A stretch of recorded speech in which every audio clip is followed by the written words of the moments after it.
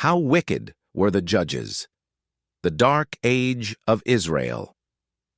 There was a time in Israel's history, a time darker than any war, deeper than any famine, a time when God's people forgot God, when blood spilled like water, when loyalty vanished, families shattered, and the land groaned under sin.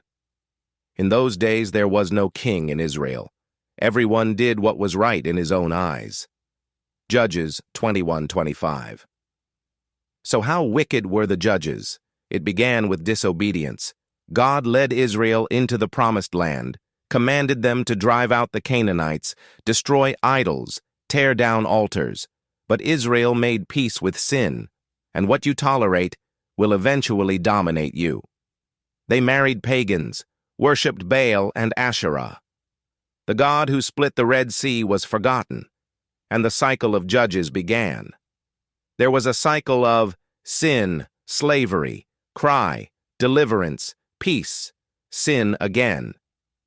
This cycle repeats over 12 times, like a nation addicted to rebellion. Then came the judges. These men and women were raised by God, not kings, not priests, not perfect, just flawed humans in a flawed generation. Some were righteous, some victorious, some shockingly wicked. Let's meet them. Othniel and Ehud, light in darkness. Othniel, a man of courage, delivered Israel from oppression, a good start, a spark of hope. Then came Ehud, the left-handed warrior, a dagger hidden beneath his clothes. He walked into King Eglon's palace, a king so corrupt his throne smelled of arrogance. "I have a message from God for you." Then a sudden strike. The dagger sank deep, and Israel was free. The land rested for a while. Deborah and Barak, the warrior prophetess. Deborah, the mother of Israel, wise, fearless, anointed. When men trembled before the iron chariots of Sisera, she rose like fire. "Up! For this is the day the Lord has delivered Sisera into your hand." Rain fell. Chariots stuck. Sisera fled like a coward and met Jael, a woman who turned a tent peg into a weapon of justice. Hammer, stroke, silence. Israel was delivered again. Gideon, fear to idol-maker Gideon, timid at first, hid in a wine press. But the angel of the Lord called him mighty man of valor. With 300 men he brought down Midian, without swords, just faith, torches, and God, victory, glory, peace. But, as years passed, Gideon made an ephod, a golden object of worship. People bowed before it, and Israel fell into idolatry again. Even heroes can lead people astray. Jephthah, the vow that broke a home. Jephthah was strong, bold, a man of war. But battle hardened his heart.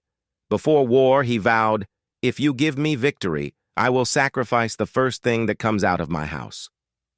Victory came. He returned home. His only daughter ran out with tambourines. Smiling, his knees collapsed, his soul shattered. He had to choose, vow or child. He chose the vow. This was a judge, killing his own daughter for a promise he should never have made. Wickedness was not just among the people, even leaders were broken. Samson, strength without self-control. Samson, the strongest man in Scripture, a Nazirite from birth. Anointed, destined, feared, but power without purity becomes poison. He chased women, visited harlots, played with sin like a toy. Delilah stroked his hair, and he surrendered his secret. The man who tore lions apart could not tear himself away from lust. Captured, blinded, shamed, grinding grain like an ox. Yet in the end, with broken eyes and a broken heart, he prayed, "Lord, remember me." And with one final push, the temple fell. Philistines died. Samson died with them, a tragic hero, mighty in battle, weak in character. The darkness deepens, moral collapse. As generations passed, sin grew bolder, violence became normal. Israel was rotting from the inside. Then came one of the darkest stories in the Bible. The Levite's concubine. A Levite, supposed to represent holiness, traveled with his concubine. They stopped in Gibeah. Men surrounded the house like beasts. They demanded him, but he gave them her instead. All night they abused her. At dawn she lay lifeless at the door, hand on the threshold as if reaching for salvation.